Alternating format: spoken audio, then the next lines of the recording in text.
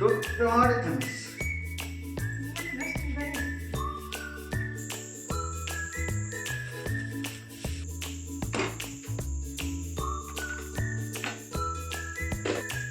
पूज्याय राघवेन्द्राय सत्यधर्मरताय च भजतां कल्पवृक्षाय नमतां कामधेनुवे पूज्याय राघवेन्द्राय सत्यधर्मरताय च भजतां कल्पवृक्षाय नमतां कामधेनुवे. ಹಾಯ್ ಹಲೋ ನಮಸ್ಕಾರ ರೀ ಎಲ್ಲರಿಗೂ ಬೆಳಗಿನ ಶುಭೋದಯ ರೀ. ಎಲ್ಲರೂ ಹೆಂಗದಿರಿ? ಆರಾಮದಿರೇನು? ನಾವು ಆರಾಮದೀವಿ ನೋಡ್ರಿ.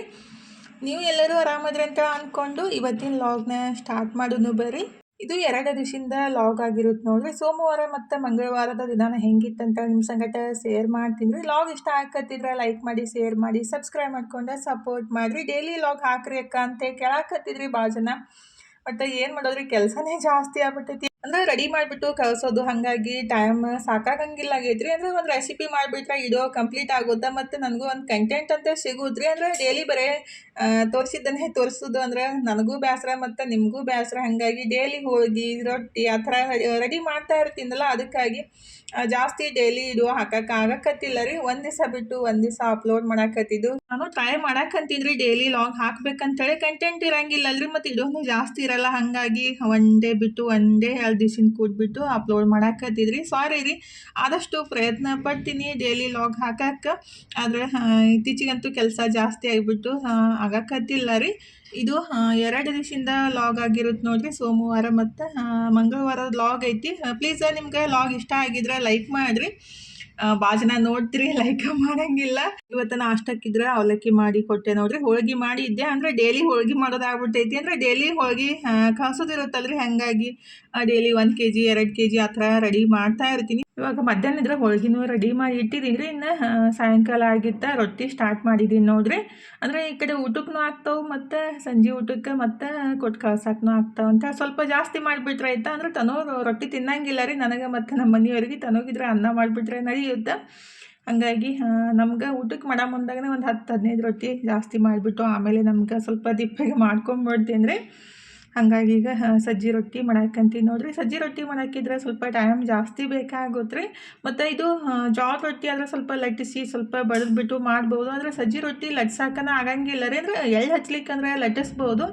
ನಾನು ಸ್ವಲ್ಪ ಜಾಸ್ತಿ ಎಳ್ಳು ಹಚ್ಬಿಡ್ತೀನಲ್ಲ, ಹಾಗಾಗಿ ಅದು ಲಟ್ಸೋ ಮುಂದಾಗ ಕಿತ್ಕೊಂಡು ಬಂದುಬಿಡ್ತಾವ್ರಿ, ಎಳ್ಳು ಇರ್ತಾವಲ್ಲ. ಹಾಗಾಗಿ ಸ್ವಲ್ಪ ಬಡ್ದನೇ ಮಾಡೋದು ನಾನು ಸಜ್ಜಿ ರೊಟ್ಟಿ ರೀ.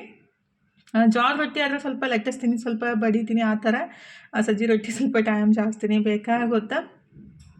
ಈಗ ರೊಟ್ಟಿ ಎಲ್ಲ ಮಾಡಿ ಮುಗಿಸೋಟ್ಟಿಗೆ ಟೈಮ್ 7 ಗಂಟೆ ಆಗಿತ್ತು ನೋಡ್ರಿ. ಇವತ್ತು ರಾತ್ರಿ ಊಟಕ್ಕಿದ್ರೆ ಸಜ್ಜಿ ರೊಟ್ಟಿ ಮತ್ತು ಬದ್ನಿಕಾಯಿ ಅಡ್ಗಾಯಿ ರೆಡಿ ಮಾಡಾಕತ್ತಿದ್ದು ನೋಡ್ರಿ. ತನಗಂತೂ ಹಸುನೇ ಇಲ್ಲ ಅಂತ ಹೇಳೋದು, ತನೂ ಊಟ ಮಾಡಂಗಿಲ್ಲ ರೀ ಬದ್ನಿಕಾಯಿ ಪಲ್ಯ. ಹಾಗಾಗಿ ನನಗೆ ಮತ್ತು ನಮ್ಮ ಮನೆಯವರಿಗೆ ಅಂತೇಳಿ ನಾನು 3 ಬದ್ನಿಕಾಯಿ ತೊಗೊಂಡಿದ್ದು. ಅಂದರೆ ರಾತ್ರಿ ಊಟಕ್ಕೆ ಮತ್ತು ಜಾಸ್ತಿ ಆಗ್ಬಿಟ್ರೆ ಬೆಳಗ್ಗೆ ಒಲ್ಲ ಅನ್ಸುತ್ತಲ್ಲ, ಅದಕ್ಕಾಗಿ ಈಗ ಎಷ್ಟು ಬೇಕಲ್ಲ ಅಷ್ಟು ರೆಡಿ ಮಾಡೋಣ ಅಂತೇಳಿ ಒಂದು 3 ಬದ್ನಿಕಾಯಿ. ಅಂದರೆ ನಾನು ಒಂದು ತಿನ್ನೋದು, ನಮ್ಮ ಮನೆಯವ್ರಿಗೆ 2 ಬದ್ನಿಕಾಯಿ. ಅಂದರೆ ಅದು ಅಡ್ಗಾಯಿ ಅಂತೀವಲ್ರಿ ನಾವು, ಎಣ್ಗಾಯಿ ಅಂತಾರು. ಸಿಂಪಲ್ಲಾಗೆ ಮಾಡಾಕತ್ತಿದ್ದು ನೋಡ್ರಿ. ಜಾಸ್ತಿ ಏನು ಟೈಮ್ ಬೇಕಾಗಿಲ್ಲ, ಜಸ್ಟ್ 5 ನಿಮಿಷ ಒಳಗಡೆ ರೆಡಿ ಆಗಿಬಿಡುತ್ತೆ. ಏನು ಪಲ್ಯದ ಪುಡಿ ಮಾಡಿ ಇಟ್ಟಿದ್ದೆ ಅಲ್ರಿ, ಅಂದರೆ ಶೇಂಗಾ ಮತ್ತು ಕಾರಳು ಅಂತೀವಿ, ಗುರಾಳ್ ಅಂತೀವಲ್ಲ, ಅದನ್ನೆರಡು ಹುರಿದು ಪುಡಿ ಮಾಡಿ ಇಟ್ಟಿದ್ದೆ ರೀ. ಅದಕ್ಕೆ ರುಚಿಗೆ ಎಷ್ಟು ಬೇಕಷ್ಟು ಉಪ್ಪು, ಖಾರದ ಪುಡಿ, ಅರಿಶಿನ ಪುಡಿ ಮತ್ತು ಸ್ವಲ್ಪ ಹುಣಸೆಹಣ್ಣು, ಸ್ವಲ್ಪ ಬೆಲ್ಲ ಹಾಕ್ಬೇಕು ರೀ. ಅಂದರೆ ಒಬ್ಬೊಬ್ರಿಗೆ ಇಷ್ಟ ಆಗುತ್ತೆ, ಒಬ್ಬೊಬ್ರಿಗೆ ಇಷ್ಟ ಆಗಲ್ಲ. ಆದರೆ ನಮ್ಮ ಮನೆಯೊಳಗೆ ಹುಳಿ ಇದ್ಬಿಟ್ರೆ ಬೆಲ್ಲ ಹಾಕ್ಲೇಬೇಕು ರೀ. ಮತ್ತು ಮಸಾಲೆ ಖಾರ ಹಾಕಿದ್ದೀನಿ. ಏನು ಮಸಾಲೆ ಏನೂ ಬೇಕಾಗಿಲ್ಲ ರೀ, ಜಸ್ಟ್ ಮಸಾಲೆ ಖಾರ ಅಷ್ಟು ಹಾಕೋದು, ಅರಿಶಿನ, ಉಪ್ಪು, ಹುಳಿ ಮತ್ತು ಬೆಲ್ಲ. ಸ್ವಲ್ಪ ಎಣ್ಣೆ ಹಾಕಿಬಿಟ್ಟು ನೀರು ಹಾಕ್ದೇ ಕಲಸಿಬಿಡ್ಬೇಕು ರೀ. ನೀರು ಹಾಕಿಬಿಟ್ರೆ ಸ್ವಲ್ಪ ಮೆತ್ತಗಾಗುತ್ತೆ. ಅಂದರೆ ಅದು ಬದ್ನಿಕಾಯಿ ಒಳಗೆ ಗಟ್ಟಿಯಾಗಿ ಕೂಡಂಗಿಲ್ಲ ರೀ. ಈ ಥರ ಮಾಡಿದಾಗ ಏನಿಲ್ಲ, ಅದು ಬದ್ನಿಕಾಯಿ ಒಳಗೆ ಗಟ್ಟಿಯಾಗಿ ಕುಂತ್ಬಿಟ್ಟು ನಾವು ಎಷ್ಟೇ ಕುದಿಸ್ಬಿಟ್ರೂ ಅದು ಹೊರಗಡೆ ಬರೋಂಗಿಲ್ಲ ರೀ. ಮತ್ತು ಬದ್ನಿಕಾಯಿ ಅಡ್ಗಾಯಿ ಅಂದರೆ ಬದ್ನಿಕಾಯಿ ಪಲ್ಯ ಮಾಡಬೇಕಾದ್ರೂ ಅಷ್ಟೇ, ಬದ್ನಿಕಾಯಿ ಅಡ್ಗಾಯಿ ಮಾಡಬೇಕಾದ್ರೂ ಅಷ್ಟೇ. ಬದ್ನಿಕಾಯಿ ಜಾಸ್ತಿ ಕುದಿಸಾಕೆ ಹೋಗಬಾರ್ದು. ಒಂದು 80% ಅಷ್ಟೇ ಕುದಿಸ್ಬೇಕು ರೀ. ಸ್ವಲ್ಪ ಲೈಟಾಗಿ ಬಿರಿಸಿರಬೇಕು, ಆವಾಗ ಟೇಸ್ಟ್ ಬರೋದು. ಜಾಸ್ತಿ ಹಣ್ಣಾಗಿ ಕುದಿಸ್ಬಿಡ್ತೀವಲ್ರಿ, ಅದು ಪಲ್ಯ ಟೇಸ್ಟ್ ಹೋಗ್ಬಿಡುತ್ತೆ. ಅಂದರೆ ಗೊತ್ತಿರ್ಲಿಕ್ಕಂದ್ರೆ ಹೇಳ್ದೆ ಅಷ್ಟೇ ರೀ. ಗೊತ್ತಿದ್ರೆ ಆರಾಮ್ಸ್ರಿ ಎಲ್ಲರೂ ಮಾಡ್ತಾರೆ. ಆದರೆ ಕೆಲವೊಬ್ರಿಗೆ ಗೊತ್ತಿರಲ್ಲ, ಜಾಸ್ತಿ ಮೆತ್ತಗೆ ಕುದಿಸ್ದಾಗ ಅದು ಟೇಸ್ಟ್ ಬರೋಂಗಿಲ್ಲ ಅಂತ ಹೇಳಿದೆ ಅಷ್ಟೇ ರೀ. ಈಗ ಅದನ್ನೆಲ್ಲ ಅದ್ರೊಳಗೆ ಫಿಲ್ ಮಾಡಿ ಇಟ್ಟಿದ್ದೀನಿ ನೋಡಿರಿ. ಜಸ್ಟ್ 5 ನಿಮಿಷ ಒಳಗಡೆ ಪಟ್ ಅಂತೇಳಿ ರೆಡಿ ಮಾಡ್ಕೊಂಡ್ಬಿಡ್ಬೋದು. ಜೋಳದ ರೊಟ್ಟಿಗಾಗಲಿ ಚಪಾತಿಗಾಗಲಿ ಈ ಥರ ಬದ್ನಿಕಾಯಿ ಅಡ್ಗಾಯಿ ಇದ್ಬಿಟ್ರಂತೂ ಸಖತ್ತಾಗಿರುತ್ತೆ ನೋಡಿರಿ. ಅನ್ನಕ್ಕೂ ತಿನ್ಬೋದು. ಮತ್ತು ಇದು ಎಲ್ಲರೇ ನಾವು ಟ್ರಿಪ್ಪಿಗೆ ಅದು ಹೋಗ್ತಿದ್ದೀವಿ ಅಂದರೆ ಒಂದು 2 ದಿವಸ ನಿಂದ್ರೋ ಥರ ಅಂದ್ರೆ ಅದು ಹಾಳಾಗದೇ ಇರೋ ಥರ ರೆಡಿ ಮಾಡ್ಕೋಬೋದು. ಆದರೆ ನೀರು ಒಟ್ಟೆ ಯೂಸ್ ಮಾಡ್ಬೋದು, ಮಾಡಬಾರ್ದು. ಜಾಸ್ತಿ ಎಣ್ಣೆ ಹಾಕಿಬಿಟ್ಟು ಮಾಡಬೇಕಾಗುತ್ತೆ. 2-3 ದಿವಸ ಇಟ್ಟರೂ ಅದು ಕೆಡಂಗಿಲ್ಲ. ಸ್ವಲ್ಪ ಹುಣಸೆಹಣ್ಣು ಬೆಲ್ಲ ಈ ಥರ ಎಲ್ಲ ಹಾಕಿಬಿಟ್ಟು ಎಣ್ಣೆ ಜಾಸ್ತಿ ಹಾಕಿಬಿಟ್ಟು ಎಣ್ಣೆ ಒಳಗೇ ಅದು ಬೇಯಿಸ್ಕೋಬೇಕಾಗುತ್ತೆ. ಅವಾಗ 2-3 ದಿವಸ ಆರಾಮ್ಸರಿ ಇಟ್ರೂ ಕೆಡಂಗಿಲ್ಲ ರೀ. ಅಂದರೆ ಎಲ್ಲರೂ ಟ್ರಿಪ್ಪಿಗೆ ಅದು ಹೋಗ್ತಾಯಿದ್ರೆ ಆ ಥರ ಮಾಡ್ಕೊಂಡು ತೊಗೊಂಡು ಹೋಗ್ಬೋದಂತ ಹೇಳಿದೆ ಅಷ್ಟೇ ರೀ. ಈಗ ನಾನು ಮನೆ ಒಳಗೆ ಮಾಡಿದ್ದಿಲ್ಲ, ಅದು ಅಂದರೆ ತಿನ್ನಕ್ಕೆ ಮಾಡಿದ್ದಿಲ್ಲ ಈ ಸದ್ಯ. ಹಾಗಾಗಿ ಸ್ವಲ್ಪ ನೀರು ಹಾಕಿಬಿಟ್ಟು ಕುದಿಸ್ಕೊಂಡಿದ್ದೆ ರೀ. ಅಂದರೆ ಸ್ವಲ್ಪ ಒಂದು 80% ಅಷ್ಟು ಕುದಿಯೋ ತನಕ ಅದನ್ನ ಬೇಯಿಸ್ಕೊಂಡ್ಬಿಟ್ರಾಯ್ತು. ಮಸ್ತಾಗಿ ಬದ್ನಿಕಾಯಿ ಅಡ್ಗಾಯಿ ರೆಡಿ ಆಗುತ್ತೆ ನೋಡಿರಿ. ರೊಟ್ಟಿಗಂತೂ ಸಖತ್ತಾಗಿರುತ್ತೆ. ಫುಲ್ ಏನಂತಾರಲ್ಲ ಇನ್ನಷ್ಟು ತಿನ್ಬೇಕು ಅನ್ಸುತ್ತೆ, ಆ ಥರ ಟೇಸ್ಟ್ ಆಗಿರುತ್ತೆ ರೀ. ಈಗಿದ್ರೆ ಇದು ನೆಕ್ಸ್ಟ್ ಡೇ ಲಾಗ್ ಕಂಟಿನ್ಯೂ ಮಾಡಾಕತ್ತಿದ್ದು ನೋಡ್ರಿ. ಅಂದರೆ ಸೋಮವಾರ ನಿನ್ನೆ ಬದ್ನಿಕಾಯಿ ಅಡ್ಗಾಯಿ ರೊಟ್ಟಿ ಊಟ ಎಲ್ಲ ಮಾಡಿಬಿಟ್ಟು ಎಲ್ಲ ಕೆಲಸ ಮಾಡಿ ಮನ್ಕೊಂಡಿದ್ದು. ನೆಕ್ಸ್ಟ್ ಎದ್ದು ಬೆಳಗ್ಗೆ ಎಲ್ಲ ಕೆಲಸ ಮುಗಿಸಿ ಜಳಕ ಮುಗಿಸಿ ದೇವ್ರಿಗೆ ನಮಸ್ಕಾರ ಮಾಡಿಕೊಂಡು ಮತ್ತು ಅರ್ಬಿ ಎಲ್ಲ ಇದ್ದು ಅರ್ಬಿ ಎಲ್ಲ ತೊಳೆದು ಹಾಕಿ ಜಳಕ ಎಲ್ಲ ಮುಗಿಸಿ ದೇವ್ರಿಗೆ ನಮಸ್ಕಾರ ಮಾಡಿಬಿಟ್ಟು ಇವತ್ತು ನಾಷ್ಟಕ್ಕಿದ್ರೆ ಬಟಾಟಿ ಪಲ್ಯ ಮತ್ತು ದೋಸೆ ರೀ. ತನು ಇದ್ರೆ ಬಟಾಟಿನ ಸುಲ್ದೆಲ್ಲ ಇಟ್ಟಿದ್ಲು. ಈಗಿದ್ರೆ ನಾನು ಅದನ್ನೆಲ್ಲ ಮಿಕ್ಸ್ ಮಾಡಿಬಿಟ್ಟು ದೋಸೆ ಹಾಕಿ ಕೊಡಾಕಂತೀನಿ ನೋಡಿರಿ. ಇವತ್ತು ದೋಸೆ ಏನಿತ್ತಲ್ಲ ಜಸ್ಟ್ ಬರೀ ಹಿಟ್ಟು ಕಲಸಿಟ್ಟಿದ್ದೆ ನಾನು ರಾತ್ರಿ. ಅಂದರೆ ದೋಸೆ ಹಿಟ್ಟು ರೆಡಿ ಮಾಡಿದ್ದೆ ಅಲ್ರಿ, ಮಾಡಿಸಿದ್ದೆ ಅಲ್ಲ, ಅದನ್ನು ರಾತ್ರಿ ಕಲಸಿಟ್ಟು ಬೆಳಗ್ಗೆ ದೋಸೆ ಮಾಡ್ಬೋದು ರೀ. ಆ್ಯಕ್ಚುಲಿ ಇದೊಂದು ಮಿಸ್ಟೇಕ್ ಮಾಡಿದ್ದು ನಾನು. ಅಂದರೆ ಹಿಟ್ಟು ಭಾಳ ಸಣ್ಣಗೆ ಬೀಸಿದ್ರು, ಹಾಗಾಗಿ ದೋಸೆ ಸ್ವಲ್ಪ ಮೆತ್ತಗೆ ಹಾಕತ್ತಾವ್ರಿ. ಸ್ವಲ್ಪ ತರಿಯಾಗಿ ಬೀಸಿಬಿಟ್ರೆ ದೋಸೆ ಮಾತ್ರ ಸಖತ್ತಾಗಿರ್ತಾವೆ ನೋಡಿರಿ. ಟೇಸ್ಟ್ನು ಸೂಪರಾಗಿರ್ತಾವೆ ಮತ್ತು ಮಾಡೋದೂ ಈಜಿ ಅಲ್ರಿ. ಭಾಳ ಜನ ಕೇಳಿದ್ರಿ ಮೊನ್ನೆ ದೋಸೆ ಹಿಟ್ಟು ಮಾಡಿಸಿದ್ರೆಲ್ಲ ಕೊಡ್ತೀರಿ ಅಂದ್ರಿ ಅಕ್ಕ ಅಂತೇಳಿ. ನಾನು ಮನೆಗೇ ಯೂಸ್ ಮಾಡಿದ್ರಿ. ನೆಕ್ಸ್ಟ್ ಮಾಡಿಸಿದಾಗ ನೋಡ್ತೀನಿ, ನಾನು ಫಸ್ಟಿಗೆ ಟ್ರೈ ಮಾಡ್ತೀನಿ. ಅದು ದೋಸೆ ಕರೆಕ್ಟಾಗಿ ಬಂದ್ರೆ ಮಾತ್ರ ಕೊಡೋದ್ರಿ. ಯಾಕಂದ್ರೆ ನೀವು ಯೂಸ್ ಮಾಡಿದಾಗ ಅದು ಇಷ್ಟ ಆಗಬೇಕಲ್ಲ. ಹಾಗಾಗಿ ನೆಕ್ಸ್ಟ್ ಟೈಮ್ ಸ್ವಲ್ಪ ನಾನು ತರಿಯಾಗಿ ಬೀಸಿಬಿಟ್ಟು ಚೆಕ್ ಮಾಡ್ತೀನಿ. ಆವಾಗ ಸರಿ ಬಂದರೆ ಸೇಲ್ ಮಾಡೋಕ್ಕೂ ಈಸಿ ಆಗುತ್ತೆ ಮತ್ತು ತೊಗೊಂಡವ್ರಿಗೂ ಚಲೋ ಅನಿಸ್ಬೇಕಲ್ರಿ. ಅದಕ್ಕಾಗಿ ನೆಕ್ಸ್ಟ್ ಟೈಮ ಮತ್ತೊಂದು ಸ್ವಲ್ಪ ಕ್ವಾಂಟಿಟಿ ಒಳಗೆ ಮಾಡಿಸ್ಬಿಟ್ಟು ನೋಡ್ತೀನಿ. ದೋಸೆ ಮಾತ್ರ ಮಸ್ತ್ ಬರ್ತಾವೆ ರೀ. ಆದರೆ ಹಿಟ್ಟು ಭಾಳ ಸಣ್ಣ ಆಗಿದ್ರಿಂದ ಈ ಥರ ಮೆತ್ತಗೆ ಹಾಕತ್ತಿದ್ದು ಅಷ್ಟೇ ರೀ. ಟೇಸ್ಟ್ ಮಾತ್ರ ಮಸ್ತ್ ಇದು ನೋಡಿರಿ. ಅಂದರೆ ನಾನು 2-3 ಸಲ ಆಯಿತು ಮಾಡಾಕತ್ತು. ಅದನ್ನೇ ರೆಡಿ ಮಾಡಿಬಿಟ್ಟು ತನಗೆ ತಿನ್ಸಾಕತ್ತಿದ್ದೆ ರೀ. ನಮ್ಮ ಮನೆಯವರಿದ್ರೆ ಇಷ್ಟು ದೊಡ್ಡ ಕೈಗಾಲ ತುತ್ತು ಮಾಡಿ ತಿನ್ನಿಸಿ ಇನ್ನಷ್ಟು ಅಂತೇಳಿ ಅನ್ನಕತ್ತಿದ್ರು. ಮಕ್ಕಳು ಎಷ್ಟೇ ದೊಡ್ಡವರಾದ್ರೂ ತಾಯಿಗೆ ಮಕ್ಕಳು ಅಲ್ರಿ, ಹಂಗಾಗಿ ನಮಗೆ ಸ್ವಲ್ಪ ಜಾಸ್ತಿ ಕೇರ್ ಇರುತ್ತೆ. ಹಂಗೆ ಹೋಗ್ತಾಳಂತೇಳಿ ತನಗೂ ದೋಸೆ ಮಾಡಿ ತಿನ್ನಿಸ್ಬಿಟ್ಟು ನಮ್ಮ ಮನೆಯವ್ರಿಗೆ ಹಾಕಿಕೊಟ್ಟು ನಾನು ಎಲ್ಲ ನಾಷ್ಟ ಮಾಡಿ, ತನು ಇದ್ರೆ ಮೊಬೈಲ್ ತೊಗೊಂಡು ಹೋಗಿದ್ಲು ರೀ ಕಾಲೇಜ್ಗೆ. ತನಗೆ ಮೊಬೈಲ್ ಕೊಡಿಸ್ಬೇಕಾಗೈತಿ. ಆ್ಯಕ್ಚುಲಿ ಕೊಡಿಸ್ಬೇಕಾಗೈತಿ. ಇನ್ನೊಂದು 10-15 ದಿವಸ ಹೋಗ್ಲಿ ಅಂತ ಹೇಳಿದ್ರಿ. ಕಮಿಟ್ಮೆಂಟ್ ಜಾಸ್ತಿ ಇರ್ತಾವಲ್ಲ, ಎಲ್ಲನೂ ನೋಡ್ಕೋಬೇಕಾಗುತ್ತೆ. ಹಾಗಾಗಿ ಇವಾಗ ತನು ಕಾಲೇಜಿಂದ ಬಂದಳು. ಆಲ್ರೆಡಿ ನಾನು ಸ್ವಲ್ಪ ಎಲ್ಲ ಕೆಲಸ ಎಲ್ಲ ಮುಗಿಸಿದ್ದೆ ರೀ. ಟೈಮ್ 1 ಗಂಟೆಯಾಗಿ ಹೋಗಿತ್ತು. ನುಗ್ಗೆ ಸೊಪ್ಪೆಲ್ಲ ತೊಳೆದ್ಬಿಟ್ಟು ಈ ಥರ ಆರಾಕಕ್ಕೆ ಅಂದರೆ ಆರಾಕ ಹಾಕಿದ್ದೆ ರೀ. ಅದ್ರ ನೀರಿನ ಅಂಶ ಎಲ್ಲ ಹೋಗಬೇಕಲ್ಲ, ಹಾಗಾಗಿ 1-2 ಸಲ ಸ್ವಚ್ಛಗೆ ನುಗ್ಗೆ ಸೊಪ್ಪೆಲ್ಲ ತೊಳೆದ್ಬಿಟ್ಟು ಕಾಟನ್ ಬಟ್ಟೆ ಮೇಲೆ ಈ ಥರ 1-2 ತಾಸು ಬಿಟ್ಬಿಡ್ಬೇಕು ರೀ.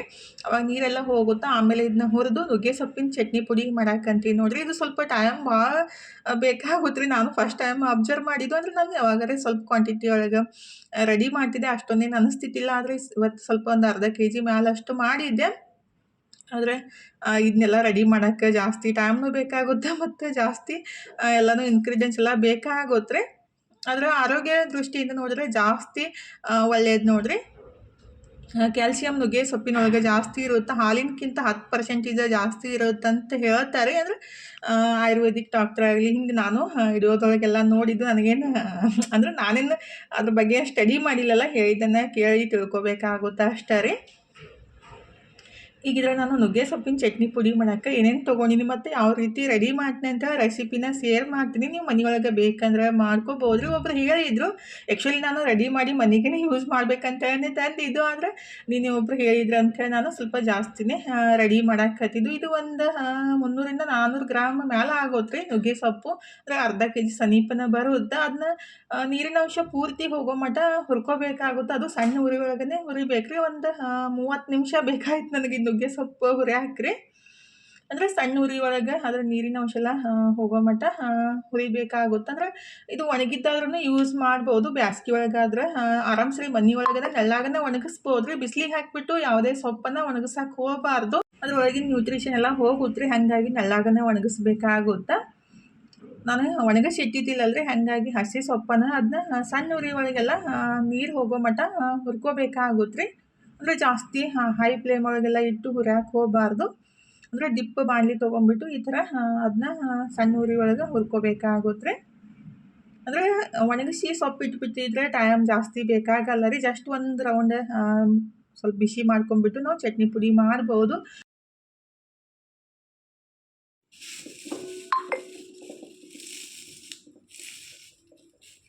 ನುಗ್ಗೆ ಸೊಪ್ಪು ಏನೈತಲ್ರಿ ಈ ಥರ ಗರಿ ಆಗೋ ಮಟ್ಟ ಹುರ್ಕೋಬೇಕಾಗುತ್ತೆ. ಅಂದರೆ ಇದು ಎಷ್ಟು ದಿವಸ ಇದ್ರೂ ಹಾಳಾಗಂಗಿಲ್ಲ ರೀ. ತಿಂಗಳಾನ್ಗಟ್ಲೆ ಇಟ್ಕೊಂಡು ಯೂಸ್ ಮಾಡ್ಬೋದು. ಈಗ ನುಗ್ಗೆ ಸೊಪ್ಪಾಗಲಿ ಕರ್ಬೇವು ಸೊಪ್ಪಾಗಲಿ ಎಲ್ಲನೂ ಡ್ರೈ ರೋಸ್ಟ್ ಮಾಡ್ಕೋಬೇಕ್ರಿ. ಯಾವುದಕ್ಕೂ ಎಣ್ಣೆ ಯೂಸ್ ಮಾಡಬಾರ್ದು. ಆಲ್ರೆಡಿ ನಾನು ಕೊಬ್ಬರಿ, ಎಳ್ಳು ಮತ್ತು ಅಗಸಿ ಎಲ್ಲನೂ ಶೇಂಗಾ ಎಲ್ಲ ಹುರಿದ್ಬಿಟ್ಟು ಇಟ್ಟಿದ್ದೀನಿ ರೀ. ಈಗ ನುಗ್ಗೆ ಸೊಪ್ಪು ಕರ್ಬೇವು ಸೊಪ್ಪನ್ನು ಹುರಿದಿದ್ದೀನಿ. ಮತ್ತು ಒಂದು ಚಮಚದಷ್ಟು ದೊಡ್ಡ ಚಮಚದಷ್ಟು ಜೀರಿಗೆ, ಸ್ವಲ್ಪ ಒಂದು ಅರ್ಧ ಚಮಚದಷ್ಟು ಇಂಗು ಅದನ್ನೂ ಹುರಿದ್ಬಿಟ್ಟು ಇಟ್ಟಿದ್ದೀನಿ ರೀ.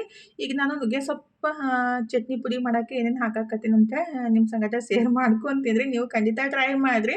ಎಲ್ಲ 100 ಗ್ರಾಮ್ ಅಷ್ಟು ತೊಗೊಂಡಿದ್ದು. ನುಗ್ಗೆ ಸೊಪ್ಪಿದ್ರೆ 200 ಗ್ರಾಮ್ ಅಷ್ಟು ತೊಗೊಂಡಿದ್ರಿ. ಅಂದರೆ ಹುರಿದಾದ್ಮೇಲೆ 200 ಗ್ರಾಮ್ ಆಗಿದ್ದದು. ಹುರಿಯೋಕ್ಕಿಂತ ಮುಂಚೆ ಅರ್ಧ kg ಇತ್ತು. ಈಗಿದ್ರೆ 100 ಗ್ರಾಮ್ ಅಷ್ಟು ಎಳ್ಳು, 100 ಗ್ರಾಮ್ ಅಷ್ಟು ಅಗಸಿ, 100 ಗ್ರಾಮ್ ಅಷ್ಟು ಕೊಬ್ಬರಿ ರೀ. ಅಂದರೆ ಫ್ರೆಶ್ ಆಗಿರೋ ಕೊಬ್ಬರಿನ ಸ್ವಲ್ಪ ಡ್ರೈ ರೋಸ್ಟ್ ಮಾಡ್ಕೋಬೇಕು. ಮತ್ತು 100 ಗ್ರಾಮ್ ಅಷ್ಟು ಬೆಳ್ಳುಳ್ಳಿ, ಒಂದು ಹಿಡಿಯಷ್ಟು ಕರ್ಬೇವು ಸೊಪ್ಪು ರೀ. ಮತ್ತು ಹುರಿದಿಟ್ಟಿರೋ ಜೀರಿಗೆ ಮತ್ತು ಇಂಗು, ರುಚಿಗೆ ಎಷ್ಟು ಬೇಕಷ್ಟು ಉಪ್ಪು, ಮತ್ತು ಸ್ವಲ್ಪ ಹುಣಸೆಹಣ್ಣು ರೀ. ಹುಣಸೆಹಣ್ಣು ಬೆಲ್ಲ ಹಾಕೋದ್ರಿಂದ ಟೇಸ್ಟ್ ಮಾತ್ರ ಸಖತ್ತಾಗಿರುತ್ತೆ ರೀ. ನಾವು ಅಗಸಿ ಹಿಂಡಿಗಾಗಲಿ ಮತ್ತು ಇದು ನುಗ್ಗೆ ಸೊಪ್ಪಿನ ಹಿಂಡಿಗಾಗಲಿ ಕಂಪಲ್ಸರಿ ಹುಣಸೆಹಣ್ಣು ಬೆಲ್ಲ ಹಾಕ್ಬೇಕ್ರಿ. ಅವಾಗ ಟೇಸ್ಟ್ ಮಸ್ತ್ ಇರುತ್ತೆ ರೀ. ಈಗ ಹುಣಸೆಹಣ್ಣು, ಸ್ವಲ್ಪ ಬೆಲ್ಲ ಮತ್ತು ಖಾರ ಎಷ್ಟು ಬೇಕಲ್ಲ ನೋಡ್ಕೊಂಡ್ಬಿಟ್ಟು ಖಾರದ ಪುಡಿ ಹಾಕ್ಬೋದ್ರಿ. ಈಗ ಖಾರದ ಪುಡಿ ಹಾಕಿಬಿಟ್ಟು ಮಿಕ್ಸಿ ಮಾಡ್ಕೊಂಡೆ ರೀ. ಆ್ಯಕ್ಚುಲಿ ಮಿಕ್ಸಿ ಒಳಗೆ ಜಾಸ್ತಿ ಆಗಿಬಿಡ್ತು, ಅದು ಮಿಕ್ಸ್ ಆಗಲ್ಲಾಗಿತ್ತು. ಮತ್ತು ನಾನು ನುಗ್ಗೆ ಸೊಪ್ಪು ಹುರಿದು ಇಟ್ಟಿದ್ದೆ ಅಲ್ರಿ, ಅದಕ್ಕೇ ಎಲ್ಲ ಮಿಕ್ಸ್ ಮಾಡಿಕೊಂಡು ಸ್ವಲ್ಪ ಕ್ವಾಂಟಿಟಿ ಒಳಗೆ ಹಾಕಿಬಿಟ್ಟು ಮಿಕ್ಸಿನ ಮಾಡ್ಕೊಂಡ್ಬಿಟ್ರೆ ನುಗ್ಗೆ ಸೊಪ್ಪಿನ ಚಟ್ನಿ ಪುಡಿ ರೆಡಿ ಆಗುತ್ತೆ ನೋಡಿರಿ. ಎಲ್ಲ ಚಟ್ನಿ ಪುಡಿಗಿಂತ ಈ ಚಟ್ನಿ ಪುಡಿ ಅಂತೂ ಸಖತ್ತಾಗಿರುತ್ತೆ. ನನಗೆ ಮಾತ್ರ ಜಾಸ್ತಿ ಇಷ್ಟ ಆಗುತ್ತೆ ರೀ. ಅಗಸಿ ಹಿಂಡಿನೂ ಅಷ್ಟೇ. ಅಂದರೆ ನಾವು ಹಿಂಡಿ ಅಂತೀವಿ, ಚಟ್ನಿ ಪುಡಿ ಅನ್ನಂಗಿಲ್ಲ. ನಂಗೆ ಅಗಸಿ ಹಿಂಡಿ ಮತ್ತು ಇದು ನುಗ್ಗೆ ಸೊಪ್ಪಿನ ಚಟ್ನಿ ಪುಡಿ ಅಂತೂ ಬಿಸಿ ಅನ್ನಕ್ಕಾಗಲಿ, ದೋಸೆಗೆ ಮತ್ತು ಇಡ್ಲಿಗೆ ಎಲ್ಲದಕ್ಕೂ ಹಚ್ಕೊಂಡ್ಬಿಟ್ಟು ಅಂದರೆ ಮ್ಯಾಲೆ ತುಪ್ಪ ಮತ್ತು ಹಿಂಡಿ ಹಾಕ್ಕೊಂಡು ತಿಂದ್ರಂತೂ ಸಖತ್ತಾಗಿರುತ್ತೆ ನೋಡಿರಿ. ಈ ಚಟ್ನಿ ಪುಡಿ ಅಂತೂ ನನ್ನ ಫೇವ್ರೇಟ್ ನೋಡಿರಿ. ನನಗಂತೂ ಸಿಕ್ಕಾಪಟ್ಟೆ ಇಷ್ಟ ಆಗುತ್ತೆ. ಬಿಸಿ ಅನ್ನಕ್ಕೆ ತುಪ್ಪ ಮತ್ತು ಈ ಚಟ್ನಿ ಪುಡಿ, ಉಪ್ಪಿನಕಾಯಿ ಇದ್ಬಿಟ್ರಂತೂ ಸಖತ್ತಾಗಿರುತ್ತೆ. ಉಪ್ಪಿನಕಾಯಿ ಅಂದ್ಕೊಳ್ಳಿ ನೆನಪಾಯಿತು.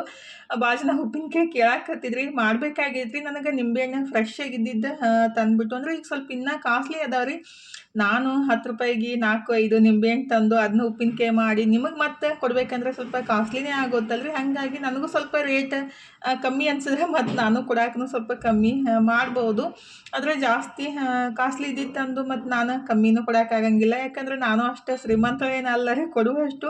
ನನಗೊಂದು ಸ್ವಲ್ಪ ಉಳಿತಂದರೆ ಮತ್ತು ನನಗೂ ಹೆಲ್ಪ್ ಆಗುತ್ತೆ. ನಾನು ಶ್ರಮ ಪಟ್ಟಿದ್ದಕ್ಕೆ ಇದ್ರಾಗೇನು ನನಗೇನು ಜಾಸ್ತಿ ಲಕ್ಷಾಂತರ ರೂಪಾಯಿ, ಸಾವಿರಾರು ರೂಪಾಯಿ ಏನು ಉಳಿಯಂಗಿಲ್ಲ ರೀ. ಜಸ್ಟ್ ಒಂದು 20-30 ರೂಪಾಯಿ, 40 ರೂಪಾಯಿ ಅಷ್ಟೇ ಉಳಿಯೋದು. ಈಗ ನಾನು ಏನು ನುಗ್ಗೆ ಸೊಪ್ಪಿನ ಚಟ್ನಿ ಪುಡಿ ಮಾಡಿದ್ದೀನಲ್ರಿ, ಎಲ್ಲ ಕೊಬ್ಬರಿ ರೇಟ್ ನಿಮಗೆ ಗೊತ್ತಿರ್ಬೋದು, ಅಗಸಿ ಆಗಲಿ ಎಲ್ಲನೂ ಇದು ರೇಟ್ ನೋಡಿಬಿಟ್ರೆ ಅರ್ಧ kg ಅಷ್ಟು ಮಾಡಿದ್ದು ಇದ್ರೊಳಗೆ 180 ರೂಪಾಯಿ ಅಷ್ಟು ಖರ್ಚನೇ ಆಗ್ಬಿಡ್ತೈತ್ರಿ. ಹಾಗಾಗಿ ಎಲ್ಲ ಮತ್ತು ಶ್ರಮ, ಗ್ಯಾಸ್ ಎಲ್ಲನೂ ಬೇಕಾಗುತ್ತಲ್ಲ. ಹಾಗಾಗಿ ಏನು ಮಾಡೋಕೆ ಆಗಂಗಿಲ್ಲ. ಒಂದು ಸ್ವಲ್ಪ ಕಮ್ಮಿ ಸಿಕ್ತಂದ್ರೆ ನನಗೂ ಕಮ್ಮಿ ಕೊಡೋಕೆ ಈಜಿ ಆಗುತ್ತೆ. ಅಂದರೆ ಕೆಲವೊಬ್ಬರು ಜಾಸ್ತಿ ಆಗ್ತೈತ್ರಿ ಅಂತಾರೆ. ಹಾಗಾಗಿ ದಿನ ಅಂತಾರಲ್ಲ, 500 ರೂಪಾಯಿ ಕೊಟ್ಟು ಪಿಜ್ಜಾ ತಿನ್ನೋಕೆ ಬೇಸರ ಅಂತ ಅನ್ಸಂಗಿಲ್ಲ ರೀ. ನಾವು ಒಂದು ಈ ಅದಕ್ಕಿಂತ ಅರ್ಧ ರೇಟ್ ಹೇಳಿಬಿಟ್ರೂ ಜಾಸ್ತಿ ಆಕೈತೆ ಅಂತಿರ್ತಾರೆ. ಏನು ಮಾಡೋಕ್ಕಾಗಂಗಿಲ್ಲ ರೀ. ಅವ್ರು ಕೇಳಿದ್ದಕ್ಕೆ ನಾವು ಹೇಳ್ತೀವಿ ಅಷ್ಟೇ. ಇಷ್ಟ ಆದರೆ ತೊಗೊತಾರೆ, ಇಷ್ಟ ಆಗ್ಲಿಕ್ಕಂದ್ರೆ ಬಿಡ್ತಾರೆ. ನನಗೂ ಜಾಸ್ತಿ ಮಾಡೋಕ್ಕಾಗಂಗಿಲ್ಲ ರೀ. ನನಗೆ ಎಷ್ಟು ಮಾಡೋಕ್ಕಾಗುತ್ತಲ್ಲ ಅಷ್ಟೇ ಮಾಡೋದು. ಜಾಸ್ತಿ ಬೇಕಂದ್ರೂ ಮಾಡಿಕೊಡೋಕ್ಕಾಗಂಗಿಲ್ಲ ರೀ. ಟೈಮ್ ಬೇಕಾಗುತ್ತಲ್ಲ ನನಗೆ. ನಾನು ಒಬ್ಬಾಕಿನೇ ಮಾಡೋದು ಅಷ್ಟೆಲ್ಲ ಮಾಡೋಕ್ಕಾಗಂಗಿಲ್ಲ. ಇನ್ನೂ ಜಾಸ್ತಿ ಐಟಮ್ಸ್ ಎಲ್ಲ ಮಾಡೋದೈತಿ. ನಾಳೆ ಚಕ್ಲಿ ಮತ್ತು ಶಂಕರಪಾಳೆ ಆ ಥರ ಎಲ್ಲ ಕೆಲವೊಬ್ರು ಹೇಳ್ಯಾರು. ಅದನ್ನೆಲ್ಲ ರೆಡಿ ಮಾಡಬೇಕಾಗೈತಿ. ಒಂದು 2-3-4 ದಿವಸ ಟೈಮ್ ತೊಗೊಂಡ್ಬಿಟ್ಟು ನಾನು ಮಾಡಿಕೊಡ್ತೀನಿ ಅಂತ ಹೇಳ್ತೀನಿ ರೀ. ನಾಳೆನೇ ಬೇಕಂದ್ರೆ ಮಾಡಿಕೊಡಕ್ಕಾಗಂಗಿಲ್ಲ ನೋಡ್ರಿ. ಯಾಕಂದ್ರೆ ಟೈಮ್ ಬೇಕಾಗುತ್ತೆ. ಎಲ್ಲನೂ ಸಡನ್ನಾಗೆ ಬೇಕಂದ್ರೆ ರೆಡಿ ಮಾಡಕ್ಕಾಗಂಗಿಲ್ಲಲ್ರಿ. ಈ ಥರ ಶೇಂಗಾದ ಹೋಳ್ಗೆ ಇದೆಲ್ಲ ಶೇಂಗಾ ಹುರಿದು ಅದನ್ನ ಮಿಕ್ಸಿಗೆ ಹಾಕಿ ಕಲಸಿ ಮತ್ತೊಂದು 3-4 ತಾಸು ಅದನ್ನ ರೆಸ್ಟ್ ಮಾಡಕ್ಕೆ ಬಿಡ್ಬೇಕ್ರಿ ಶೇಂಗಾ ಹೋಳ್ಗೆ ಮಾಡ್ಬೇಕಂದ್ರೆ. ಹಾಗಾಗಿ ಸ್ವಲ್ಪ ಟೈಮ್ ಬೇಕಾಗುತ್ತೆ ಯಾವುದೇ ಆಗಲಿ ನಾವು ರೆಡಿ ಮಾಡ್ಬೇಕಂದ್ರೆ. ಈಗಿದ್ರೆ ಮಸ್ತಾಗಿ ಶೇಂಗಾದ ಹೋಳ್ಗೆ ರೆಡಿ ಆಕತ್ತಾವ ನೋಡ್ರಿ. ನಾಳೆ ಕೊಟ್ಟು ಕಳಿಸ್ತೈತಿ, ಅದಕ್ಕಾಗಿ ರಾತ್ರಿನೇ ಮಾಡಿಟ್ರೆ ನನಗೆ ಬೆಳಿಗ್ಗೆ ಪ್ಯಾಕ್ ಮಾಡಕ್ಕೆ ಈಜಿ ಆಗುತ್ತೆ. ಇವತ್ತಿನ ಲಾಗ್ನು ಇಲ್ಲೇ ಮುಗಿಸೋಣ್ರಿ. ಲಾಗ್ ಹೆಂಗೆ ಅನಿಸ್ತಂತ ಕಮೆಂಟ್ ಬಾಕ್ಸ್ ಒಳಗೆ ಹೇಳೋದು ಮರ್ಯಾಕೆ ಹೋಗ್ಬೇಡ್ರಿ. ಲಾಗ್ ಇಷ್ಟ ಆಗಿದ್ರೆ ಲೈಕ್ ಮಾಡಿ, ಶೇರ್ ಮಾಡಿ, ಸಬ್ಸ್ಕ್ರೈಬ್ ಮಾಡ್ಕೊಂಡು ಸಪೋರ್ಟ್ ಮಾಡಿರಿ. ಇಷ್ಟೋ ತನಕ ಲಾಗ್ ನೋಡಿದ್ದಕ್ಕೆ ತಮ್ಮೆಲ್ಲರಿಗೂ ಹೃದಯದ ತುಂಬ ಧನ್ಯವಾದಗಳು ರೀ. ಥ್ಯಾಂಕ್ ಯು ಫಾರ್ ವಾಚಿಂಗ್ ರೀ. ಮತ್ತೆ ಹೊಸ ಲಾಗ್ ಜೊತೆಗೆ ಸಿಗ್ತೀವಿ ರೀ. ಬಾಯ್ ರೀ. Take care.